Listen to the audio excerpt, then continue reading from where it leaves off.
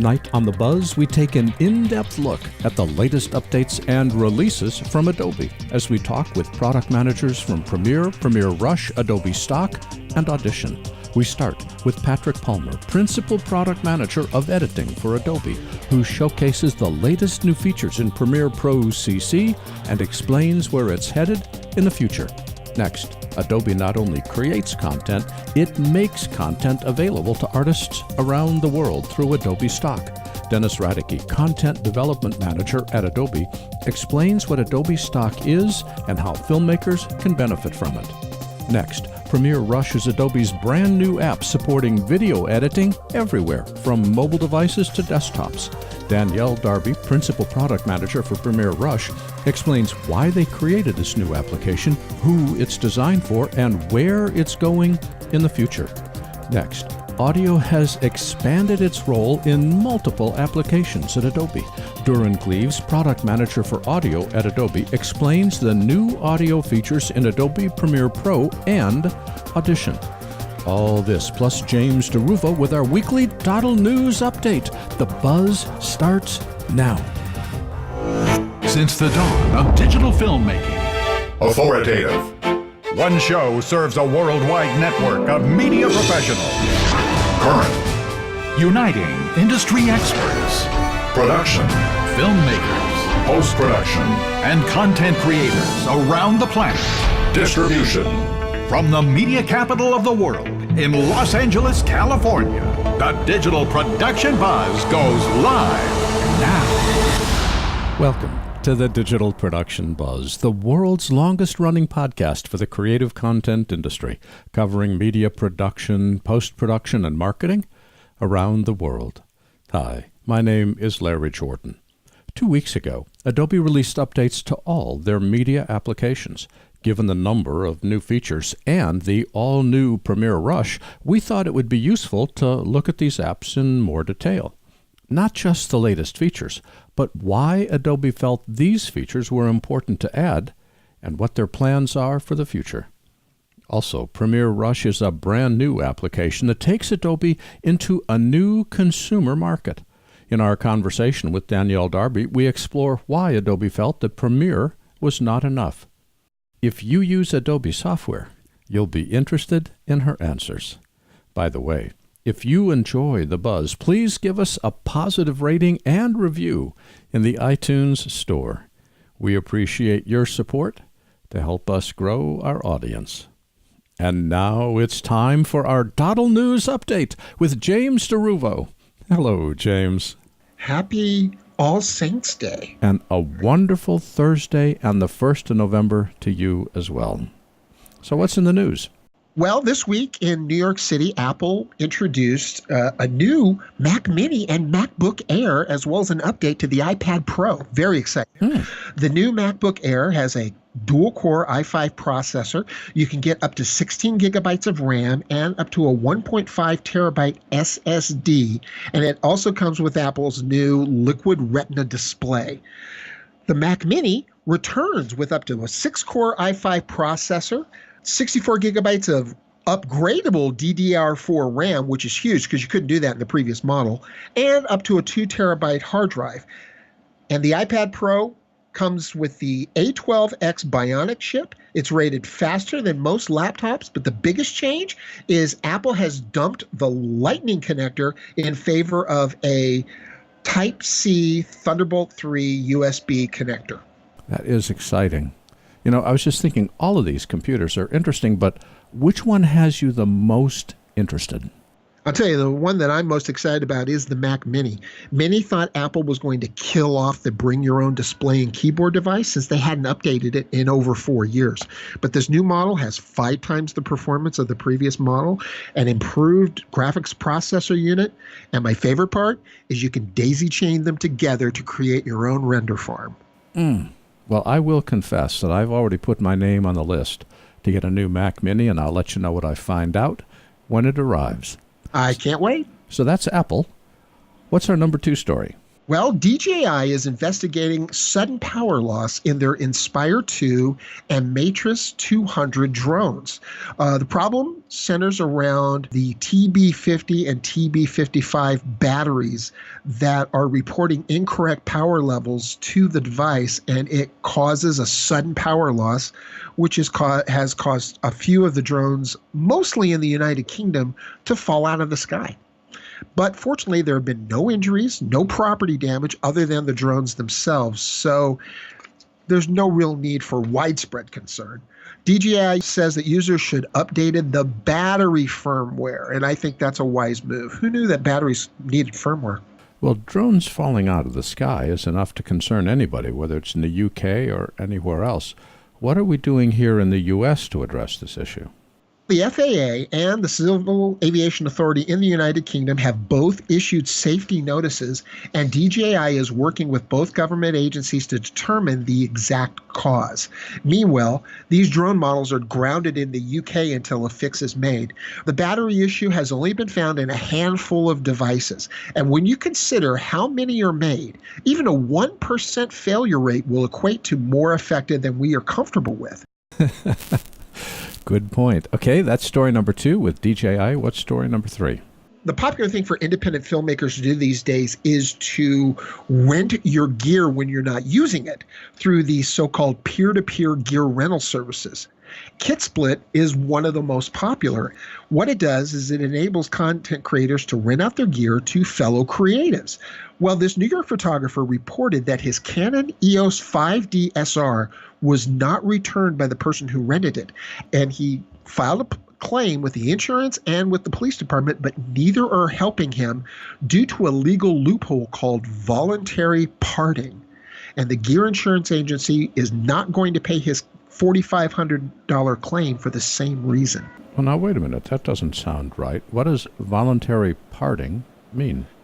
Well, basically, since the owner freely entered into the rental arrangement with another person, he voluntarily parted with his gear, and apparently under local New York law, it isn't technically stolen. I personally think that's a load of bunk. Fortunately, after the story broke, KitSplit decided to reimburse the owner for his $4,500 loss. They banned the guy who stole his gear from ever renting again, and they're working to beef up the vetting of renters to make sure that it can't happen. But if you've been thinking about renting your gear through a peer-to-peer rental service, you want to be clear on what their insurance policy is on this voluntary parting loophole, and make sure you have your own master coverage to protect yourself. Good advice. James, what other stories are you working on this week? Other stories we're working on this week, we've got a tutorial on adjusting clip speeds in DaVinci Resolve. What are the best media cards in Canon's EOS R mirrorless camera? And New Fox may be buying back the Fox Regional Sports Network channels from Disney. That's what we're working on. What's going on tonight? Tonight, we are taking an in-depth look at Adobe's latest releases. We're talking to product managers for Premiere, Premiere Rush, Adobe Stock, and Audition. You know, I can't wait to try Adobe Rush. That looks like it's really going to do great work, especially on that new iPad Pro. And James, for people who want more information about these and other stories, where can they go on the web? All these stories more can be found at DoddleNEWS.com. And James DeRuvo is the editor-in-chief of DoddleNEWS and joins us every week. I'll see you next Thursday. Have a good weekend.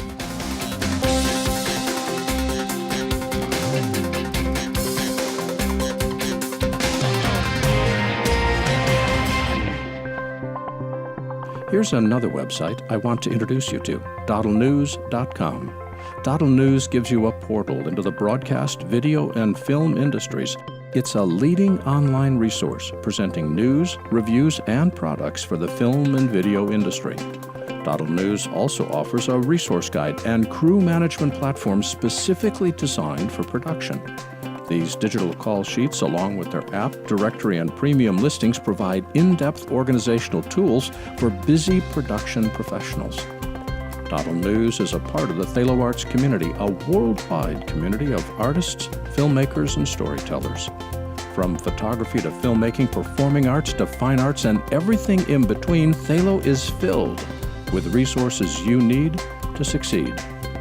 Whether you want the latest industry news, need to network with other creative professionals, or require state-of-the-art online tools to manage your next project, there's only one place to go: DoddleNEWS.com.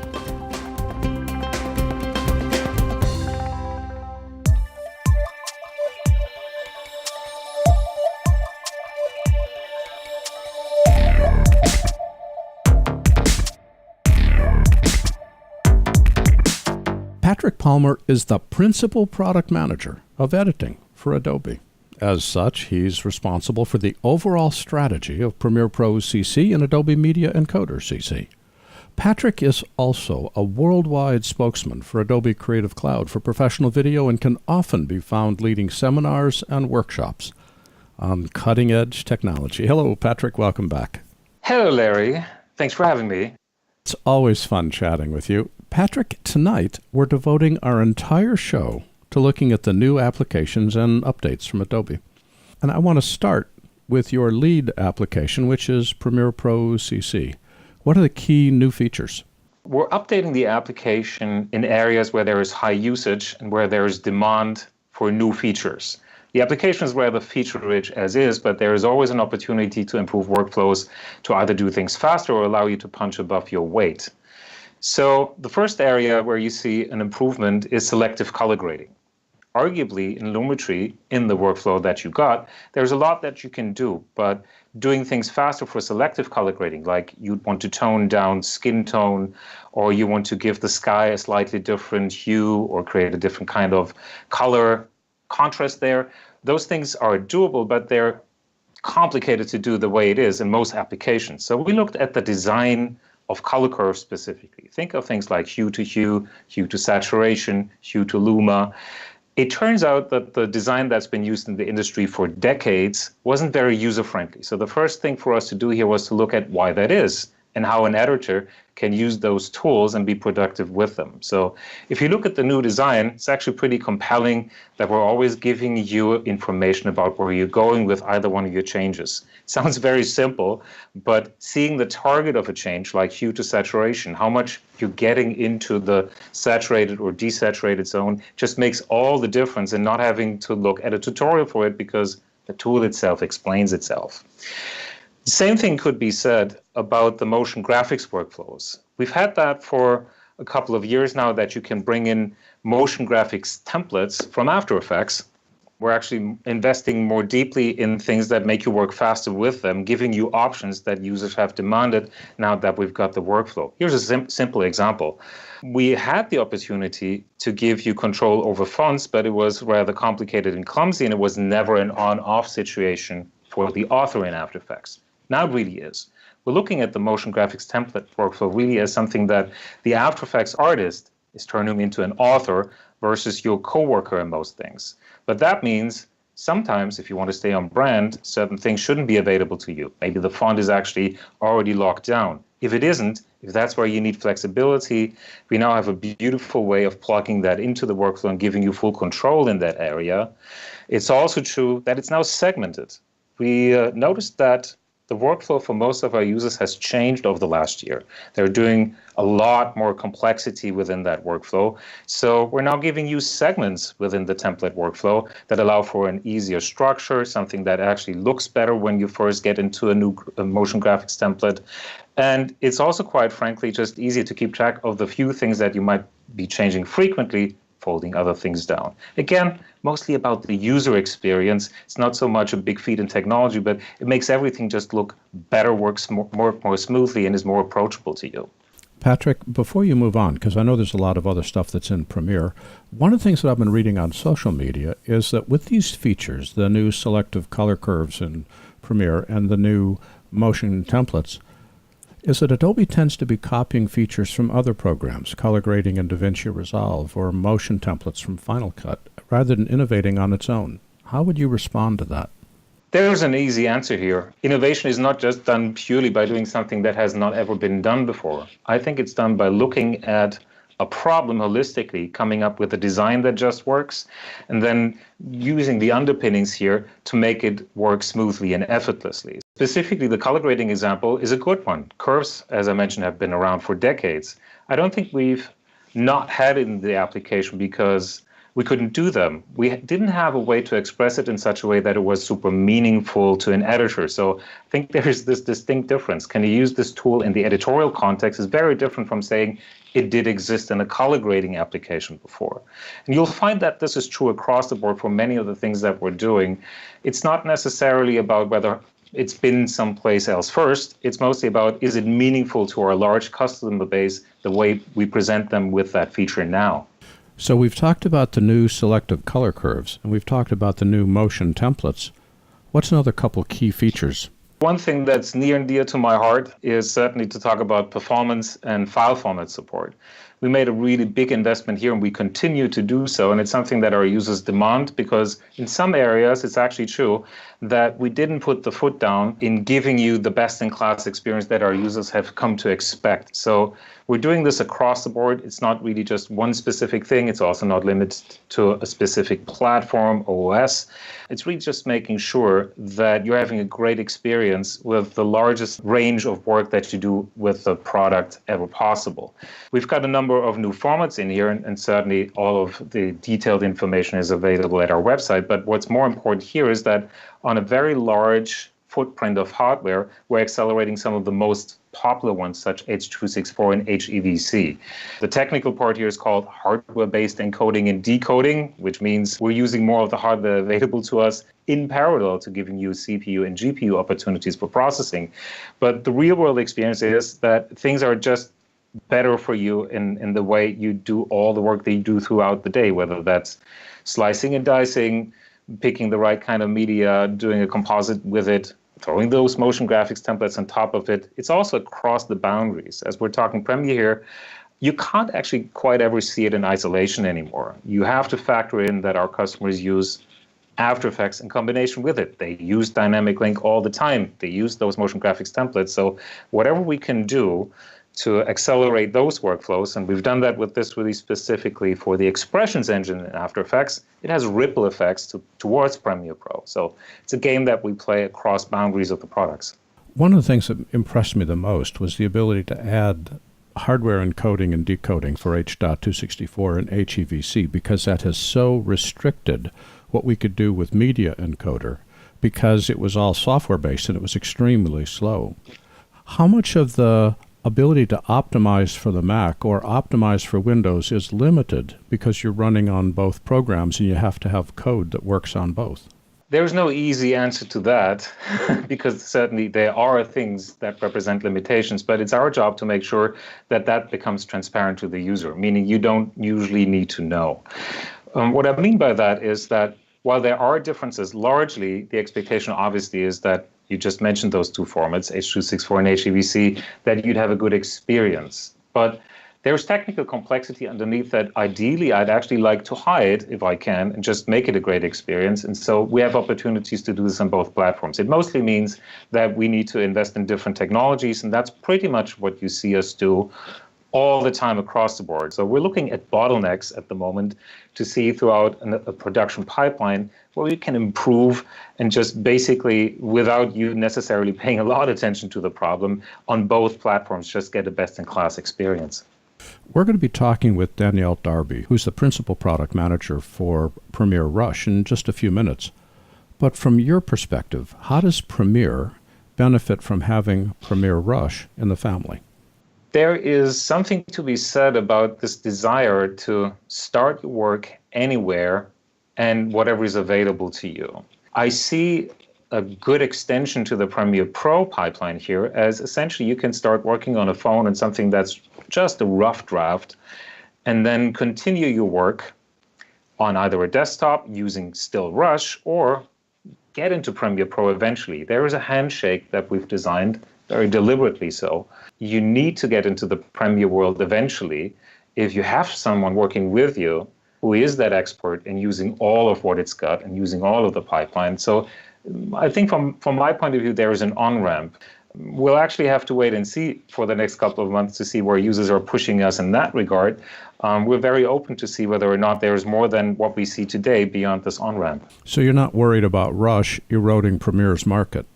I don't think we're worried about that at all, because apparently there is a real need for a product such as Rush. And if it turns out that a user is telling me Premiere Pro is too complicated for me, but I'm super happy with Rush, I'd be foolish to ignore that we actually just served this customer. That's not a bad thing ever in my book. They're complementary in a way, as I just mentioned. In a collaborative environment, both might have a place side by side. It's also true that in a journey of a customer who starts video editing today, it might be a great experience to get started with Rush, but eventually progress towards using Premiere Pro if you need the additional opportunity in that professional environment. Patrick, you're charged with setting the strategic direction for Premiere Pro. Editors build careers on Premiere the same way that artists build careers on Photoshop. How does that influence the product decisions that you make? There is a big influence by the fact that this product is used in production every day by people who need to rely upon it. It has impact to not only the kind of features we take on moving forward, it also has deep impact on, as I mentioned with the color grading examples, on the way we design for it, on the way we look at the path moving forward, and so how that builds up over time to something that eventually even might change the way you're working with the product. It also explains why we're trying to change our way, how we engage with the community here. As I will freely admit, for the last couple of years, it might have felt like we're sitting in an ivory tower and there are requests, complaints, what have you, on forums, but there was no visible two-way street interaction here, which is something we've changed earlier this year. And I would definitely encourage everyone who's listening to look up the way to give feedback to Premiere Pro these days, straight from within the application. If you go to the help menu, you'll actually be taken to a page where you can see what's being discussed on a user voice page, which is a great opportunity to not only see what other people want for the future of the product, but we're responding there. We'll give you guidance if in doubt, if something is in the category of we can't do that, but there might be other ways of accomplishing the goal. And you'll also get a glimpse of areas we're working on right now because it's marked as such. What are your goals for the future of Premiere? Where are we headed? You know, there's only a small glimpse of it visible in the product today, and that's certainly everything that's based on machine learning and artificial intelligence. There's a lot of tedious work that all of our users do pretty much day to day, and I have yet to talk to a single person who says, that's the fun part of my job. So there is a bit of a change coming, I think, across the board, where you'll see tools that will simply speed up tasks that are tedious and free up more time for creative work in return. I could probably talk to you for another hour. Every time you and I have a conversation, I end up learning stuff, and today has been no exception. For people who want more information about the new product releases from Adobe, where can they go on the web? Start with adobe.com, and certainly you'll find more information about all of your favorite Adobe products there, specifically Premiere, very easy to find on the products page. It might be great to look for the Adobe blog as well, so I would highly recommend checking that out first. That website, which comes as no surprise, is adobe.com, and Patrick Palmer is the Principal Product Manager for editing for Adobe. And Patrick, this has been fun. Thanks for your time. Thank you, Larry.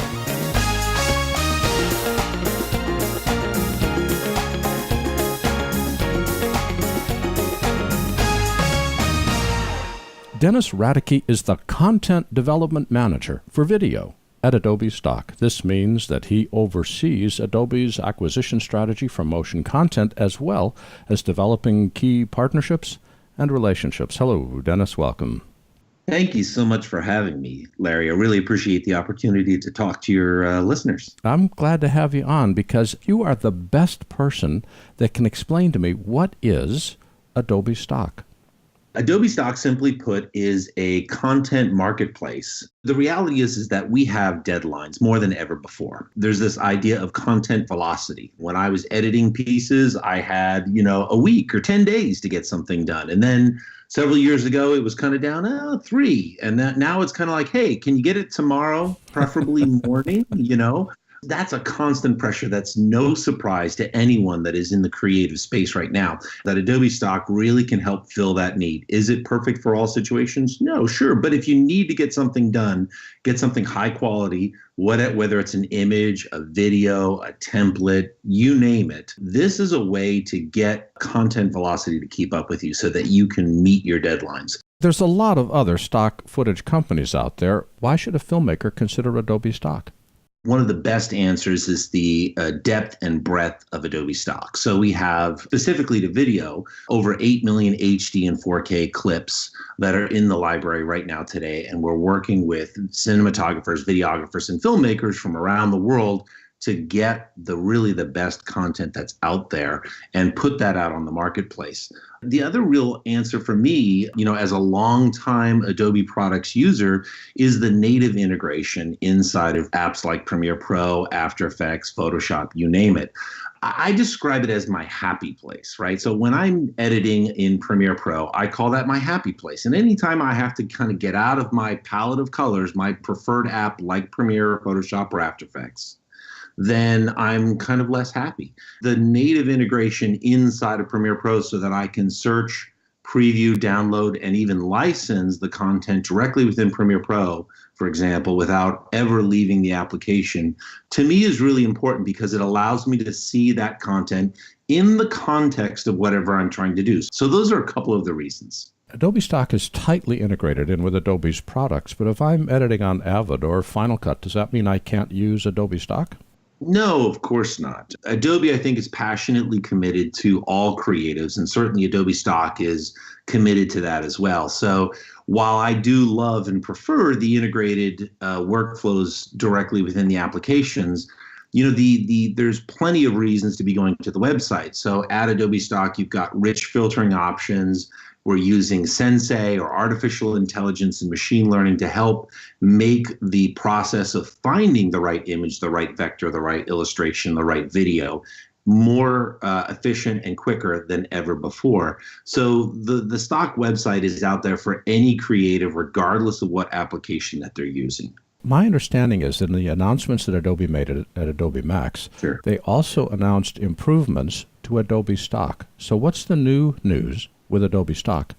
We have motion graphics templates integrated directly within Premiere Pro Rush, which is a new product. And we have integrated tightly within that workflow from the outset to allow fantastic, high-quality titling directly within these applications to allow this new brand of creative, this new video creative, to be able to leverage the power and the content of Adobe Stock. On top of that, one of the new announcements that we've had is a partnership with GoPro.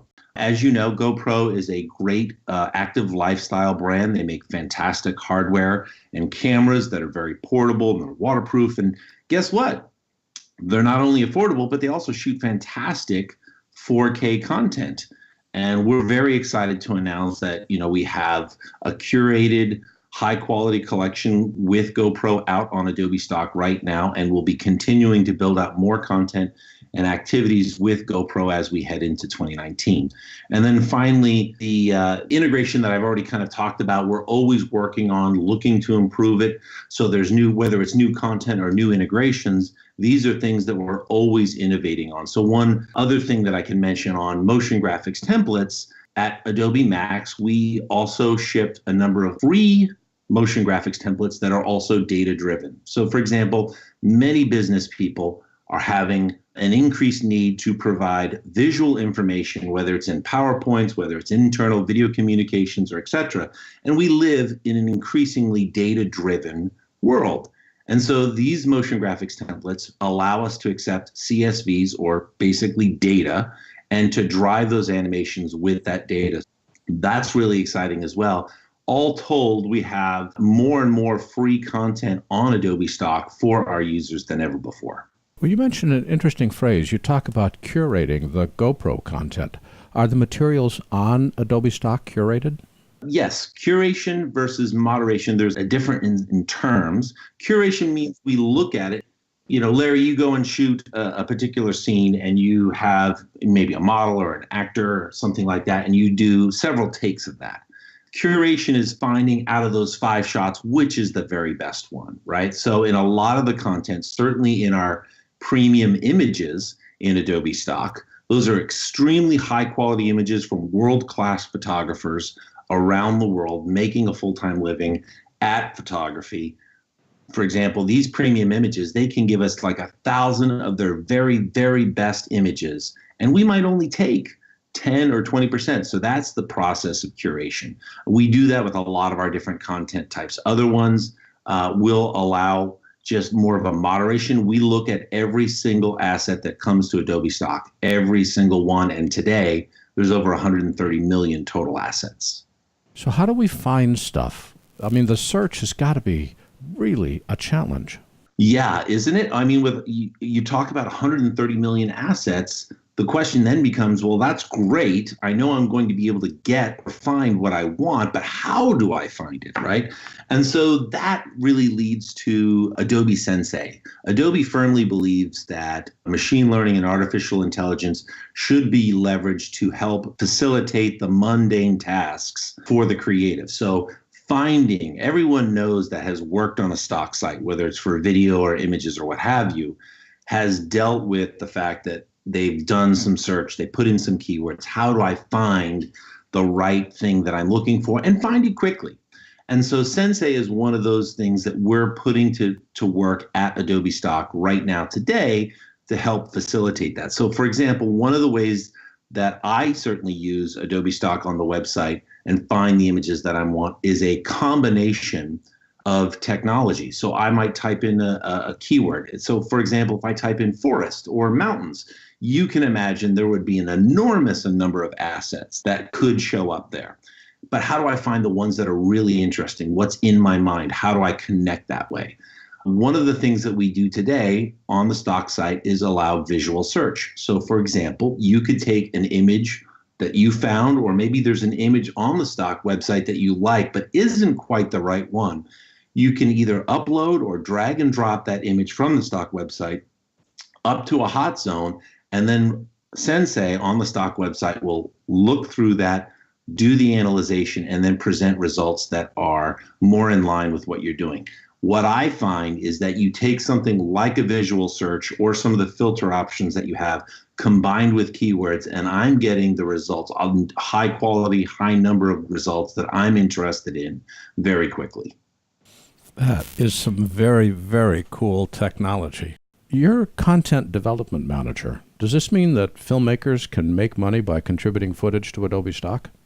That's a great question, Larry. And I think that's one of the most exciting things that I was interested in when switching my role over at Adobe. So 2 seconds about me. I've been with Adobe for almost 14 years. Most of that, as you could probably already tell, has been directly in the video business. A few years ago, I switched over to Adobe Stock. And the most exciting thing about this for me is that I'm giving so many of these creatives, of which I am one, the opportunity to create a passive revenue stream, to get their content, to get their passion and their work out into the marketplace. So one of the fantastic things that any user, any Creative Cloud user, any user at all really, can do is sign up to become a contributor. If you're a photographer, fantastic. If you're a videographer or cinematographer, even better. We have lots of opportunities. We're always growing, and there's always a hunger or a need for video. If you think about it, video is the way in which the world communicates. With over 1 billion hours of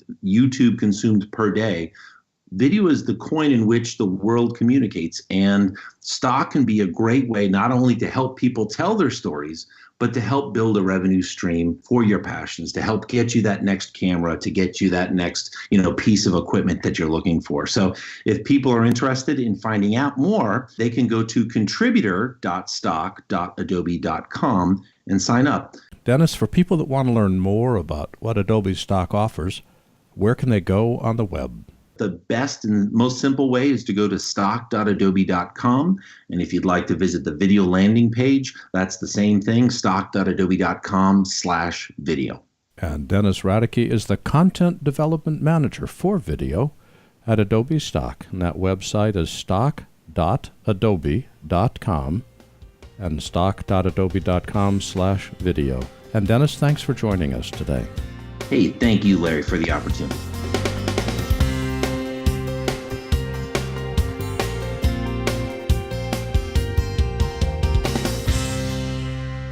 Danielle Darby is a principal product manager at Adobe. She's responsible for Premiere Rush, which launched earlier this month along with the rest of Adobe's media updates. Hello, Danielle. Welcome. Hi, Larry. Thanks for having me. I am delighted to have you on the show because tonight we're focusing on all the new products and updates from Adobe, which gets me to probably the biggest announcement you guys made, which is Premiere Rush. How would you describe Premiere Rush? Premiere Rush is Adobe's all-new, all-in-one video creation app that's intended to make creating and sharing online content easier than ever. So we just announced this at Adobe Max a few weeks ago, and we're really excited because this is an addition to our video family, and hence with its name, Premiere Rush, it is part of the Premiere family. So we're leveraging a lot of the same technology from our professional products, Premiere included, but also things from After Effects and Audition. But what's really exciting about this application is not only is it new, but it's an all-in-one application. So you can do everything in this one app, and it works across all of your devices, your desktop and your phone and your tablet. And it syncs everything to the cloud so that you can pick up any device and work anywhere. I want to talk about the cloud syncing a little later, but you guys already have Premiere. Why bother to create Premiere Rush? Yeah, that's a great question. We've been doing a lot of research on the video team for the last couple of years, which is the impetus of why we started working on Rush. What we've seen over the past few years is that more than ever, people are sharing and communicating with video, especially across social media. And a lot of these folks, even though they're not professional editors or professional creators, they want professional looking results fast. They want to be able to do it all, so have the breadth of capabilities of what it takes to create great looking videos. And they want to be able to do that on any device. But they're different in the sense that they want to engage and tell their story with their audiences and maybe grow their brand, but they don't have all of the skills that a lot of our professional editors have, where they can go deep and switch between Premiere Pro and After Effects. A lot of these folks are just getting started and are new to video editing. So we wanted to build Rush to make our video capabilities more accessible to more storytellers who want to share their videos and engage with their audiences online. Well, there's a lot of video editing apps that are already on mobile devices. What makes Rush worth considering? The biggest thing, and what we've learned over the past few years, is that these creators don't want to be tied to their device. So you asked about mobile. There are lots of mobile apps out there, but a lot of folks have said that they have to be tied to their desktop to do video editing, and we didn't want that. So we wanted to make Rush available on all of your devices, your phone, your tablet, and your desktop, and be able to switch between all of those devices so that you can choose which device to create your videos on and pick up any device. If you want to start on your desktop and move to your tablet or move to your phone, you have that freedom and flexibility to do so. But let me push back on that because, as I said, there's a lot of different video editing software that's available on mobile devices already. Mm-hmm. Is the sole reason for considering Premiere Rush the fact that you can do Premiere Rush using Premiere Rush or move it up to Premiere? Is it just simply the platform interchangeability, or are there other benefits that are unique to Rush? So the one is being able to work all of your devices, and we do sync everything to the cloud. So all of your edits, all of your media is synced to the cloud so that you can work across those devices. You kind of already hit on one of the other points that makes Premiere Rush unique is that you can take your Premiere Rush projects right into Premiere Pro. So if you're a Premiere Pro user already, if you want to start incorporating mobile into your workflow, you can start on Rush on your mobile device and then take it right into Premiere Pro for ultimate control and creative flexibility. The last thing I'll say is, I mentioned this at the beginning, but it is an all-in-one video editing app. So we can do things like capture, edit, audio refinement, do color correction, add titles and motion graphics that are created in Premiere Pro, and be able to share all from within the application. So we've really leveraged a lot of our professional technology and created it and reimagined it into a lighter weight experience so that these users could be successful in doing it end to end. One of the problems that I've got with the cloud, and I will confess, and I have on many occasions in the past, that I am not the world's biggest fan of the cloud, is that media files are huge. Mm-hmm. I'm normally taking multiple hundreds of gigabytes of space for a media project that I create. If Rush requires me syncing my files to the cloud, am I not going to be spending most of my time transferring data rather than editing? We do want to encourage folks to be able to work seamlessly across their devices, but you have the control to turn syncing off. So if you just want to work on your desktop, you can choose not to sync your project and your media if you don't want that to happen, and especially if you're working with a lot of media. And you can choose which projects get synced to the cloud. So you have that control of choosing what gets synced up to the cloud and what gets saved up into Creative Cloud. Can I edit a video that I shoot on my phone in Rush without syncing to the cloud? Yes. So you can create a project just on your phone, have it be local to your phone, and not sync it to the cloud at all. So then I could do the editing on my phone, and when I'm done, then I could publish to the cloud for distribution, but I don't have to sync to the cloud to be able to use Rush. That's correct. Yep, you can work in a local environment. When should I use Rush, and when should I use Premiere? Premiere Rush is for quick turn content, things that you want to publish to social on a timely basis. We give you the tools to create great looking videos. Like I said, Rush is all in one, and you can do things from end to end. But if you want ultimate control and creative flexibility, Premiere Pro is still the tool for that, being able to work with many, many different video and audio tracks. Having the ability to create your own motion graphics templates, you'll still need to go to Premiere Pro for those types of things. So Premiere Pro will have a lot more features and capabilities than Premiere Rush, but Premiere Rush is intended for beginner to intermediate folks that want to create videos quickly and easily. And then Premiere Pro will continue to exist for our professional users and folks that are a little bit more advanced. You've talked about the fact that Premiere Rush uses motion graphic templates. I know that it ships with motion graphic templates. Can I create my own templates? And if so, how? Yes, you can create your own motion graphics templates in Premiere Pro and save those out as a motion graphics template to reuse in Premiere Rush. So in Premiere Rush, we ship with a bunch of built-in motion graphics templates that we actually worked with a bunch of creators to design just for Rush. And if you don't find ones that you like there, you can search for hundreds more in Adobe stock. And a lot of those, actually all of them right now, are free. But if you really want to create your own that represents your own brand and look and feel, you can create them in Premiere Pro and then bring them into Rush. What's your long-term goal for the program? Where do you want it to go? The long-term goal with the program is really to make video more accessible for folks that want to tell their story with video. We are going to continue working on things like ease of use, the overall experience, giving them creative flexibility. We posted a blog post, one of my colleagues, Erin Norton, posted a blog post about what's next for the product. So you'll see things like speed coming in to the product very soon.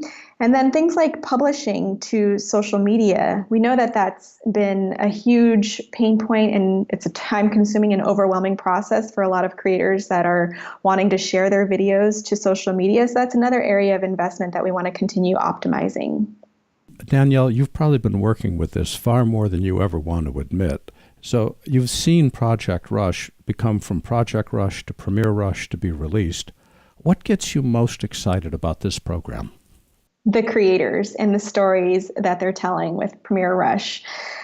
What's been most exciting throughout this whole process, even through the beta period and now that Rush is finally live, is just observing and watching people, learning more about their workflow, what stories they want to tell, and trying to build Rush to help them and empower them to create and tell their stories. I think that's been the most exciting and rewarding part of my job, is being able to meet with different types of folks and creators or aspiring creators to just understand their workflow and the stories that they want to tell, and try to build Rush and aim to strive to build this product just for them and with them. And we're going to continue doing that through the next couple of years, is continuing working with these types of creators to make sure we're getting it right for them. For people that want more information about Premiere Rush, where can they go on the web? We have a webpage on adobe.com, and we have a Premiere Rush page that gives you a lot more information about what's in the product and how to get access to it. That website is not surprisingly Adobe.com. The product is Premiere Rush, and Danielle Darby is the principal product manager at Adobe, responsible for Premiere Rush. And Danielle, thanks for joining us today. Thank you so much, Larry.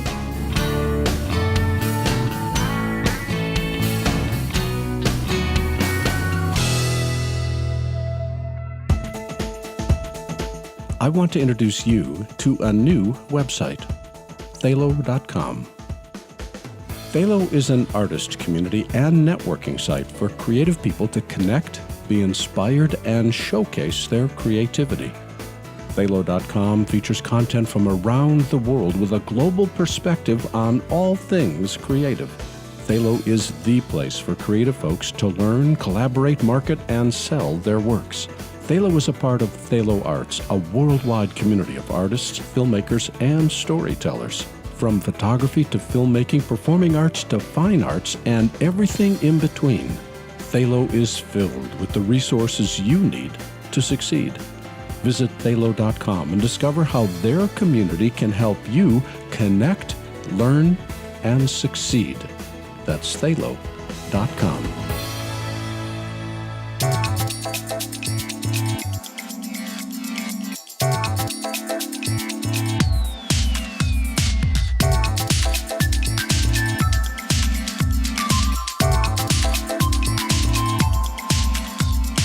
Durin Gleaves joined the Adobe Audition team in 2004. Now, as product manager for audio at Adobe, he oversees audio features and workflows across several Creative Cloud applications and services. Hello, Durin. Welcome back. Hi, Larry. Thanks for having me. Durin, the other product managers we've spoken to this evening are all responsible for single products, but you're different. How would you describe your responsibilities? Well, I've grown up with Adobe Audition and seen it think through since shortly after the acquisition. But as more of our applications really rely upon audio to tell the creator's story, there's been a need for more homogeny and more collaborative workflows between the applications. So I've been fortunate enough to get to focus on those stories. Before we talk about how we're focusing across applications, let's look at some audio in specific applications. Patrick discussed several new features in Premiere, including the new selective color curves and motion graphics, but he somehow didn't have time to talk about audio. So what's new with audio in Premiere? We added a couple new effects. The DeRuvo is actually an amazing machine learning-based reverb reduction and removal tool. So while it's always best to try and get the best recording in the best location as you can, the reality is sometimes we just simply can't. We have to make do with what we have. And being able to pull out those reflections in a room, that room tone and that short echo, really improves the audibility of those recordings.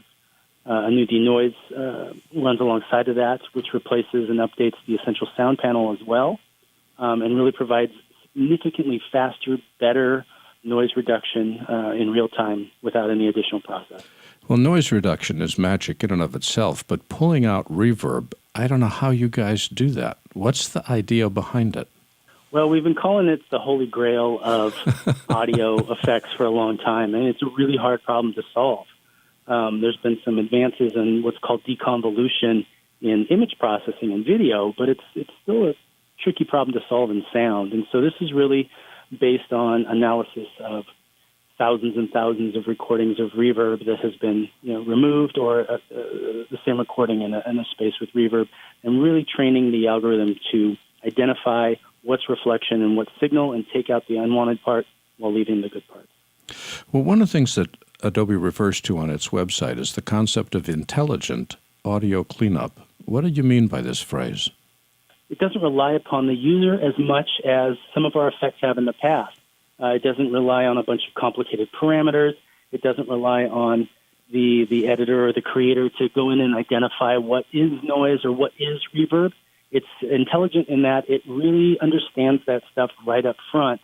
So we really only have to expose one or two parameters, really just how much should we remove and how much do you want to hear your original signal versus that reverb level or that noise level.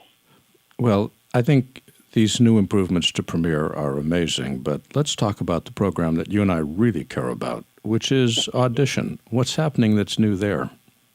Well, those two effects are also in Audition, so they didn't just go to Premiere. They're shared around. But what I'm really excited about was some of the performance improvements. I've been actually describing this release as brains, brawn, and beauty. And so if the intelligent audio effects are the brains, the brawn really comes from the performance improvements. We've really overhauled a lot of how the playback and recording engine works in multitrack, and we figure conservatively even on fairly typical, decent workstations, not your cheap $200 laptop, but a decent workstation that you're going to do other productions on. That you'll get about 128 audio tracks of playback or 32 tracks of record at low latencies on those standard workstations without having to buy external hardware accelerators or internal hardware acceleration cards. That's pretty amazing. It's pretty impressive. Okay, we've talked beauty. I'm so amazed, I'm going to point it out myself. Beauty, brains, and brawn. What's the beauty part? Beauty, if you've taken a look at multitrack lately, you might have noticed we've done this entire makeover. Clips have high contrast waveforms, matching complementary backgrounds. Selections are inverted. Clips just pop better. They look modern. It makes the application look and feel like it's like when you're working on a big project, you're in there all the time. You're looking at these same clips, and editing audio doesn't have the benefit of having maybe great-looking video to go along with it. So you're really looking at the audio, and the better we can make that, the more enjoyable the experience is. We didn't want to just focus on just the beauty part, form without function, so we actually also added new features that work on the clips themselves. So you can adjust clip gain just with a knob on every clip rather than going to a separate menu item or a different panel. And the waveform scales in response to those clip gain adjustments. You can actually visually see how much you're affecting your audio at the same time that you're hearing it. Well, I have been working with Audition since you released the new version, and I really do enjoy the on-clip gain adjustment. It makes my life so much easier when doing a mix.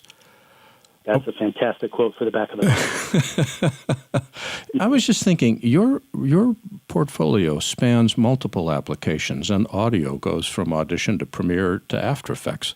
Does this mean Adobe's developing a common audio engine across all its applications? It's certainly something we're focused on. The less work each team has to do in isolation, the more likely everything is to work without complications. So we're definitely focused on trying to unify as much of that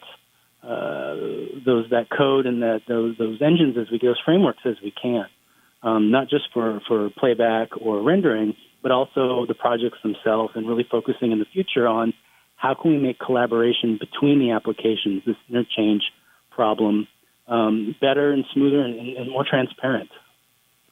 With so many of the features, I'm thinking of the new de-reverb and de-noise, migrating to Premiere, is Audition in danger of going away? I don't think so. Premiere is fantastic as a video editing application, and it has a lot of audio DAW kind of workstation features built in, but video is definitely the primary focus. And so things that really make deep audio mixing, deep audio editing, and production easier aren't available in Premiere and really don't fit a lot of the Premiere workflow paradigms. And so keeping a separate application for really hands-on work and providing simplified, maybe more automated or more focused audio workflows in applications like Premiere, we think is the right call. Well, all us audio geeks think that's a wonderful idea, so whatever I can do to wave the flag, just let me know. Thinking of that, I was just wondering, for people that do significant audio work in Audition, where can we go to learn more about how Audition routes audio through the software? We want to figure out sort of where the gains are actually adjusted. Does Adobe make that kind of technical information available? Yeah, you can always go up to the help menu and browse there. We do have some pretty detailed information about the signal chain. However, it's something I think always benefits from conversation. If somebody wants to come to the audition forums, you can also get there through the help menu. I'd be happy to fill in and get some information from my own experience as well as from the engineers on the team to really help clarify where all those different touch points happen in the audio chain, because there's a lot of them. There are indeed. And for people who want more information about Audition at all of its different levels, where can they go on the web? Go to adobe.com/audition.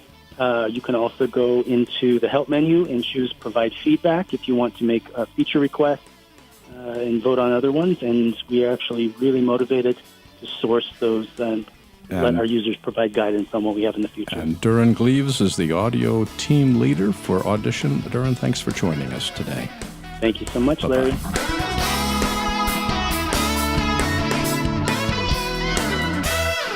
You know, I was just thinking, product managers are some of my favorite people in tech. They live at the intersection of engineering and the rest of the world. They translate our vague ideas of products and features into the concrete terms that engineers need to create them. Then they take the highly technical language of engineers and translate that into descriptions for the rest of us to understand what the engineers have created.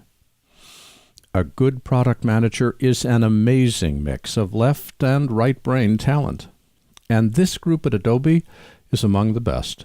I've known and talked with Patrick and Durin many times over the last 10 years, and as I told Patrick tonight, every time I do, I learn something new. Their depth of knowledge about their products, and more importantly, their ability to explain it in a way that the rest of us can understand, is a constant source of delight to me.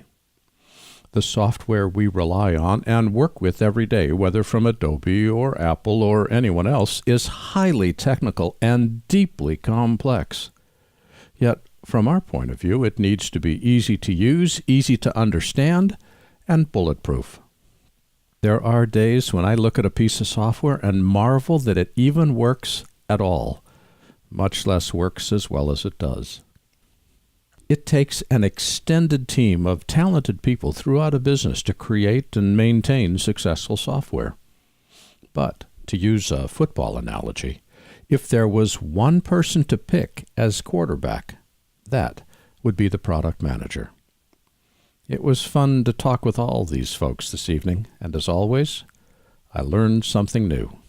Just something I'm thinking about.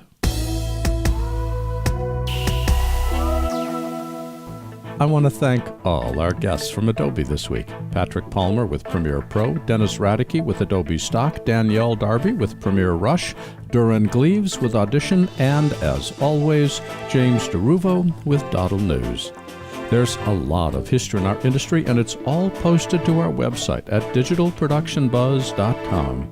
Here you'll find thousands of interviews, all online and all available to you today.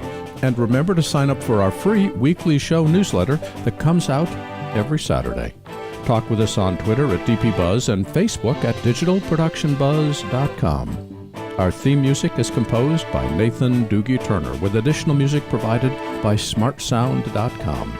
Our producer is Debbie Price. My name is Larry Jordan, and thanks for listening to the Digital Production Buzz.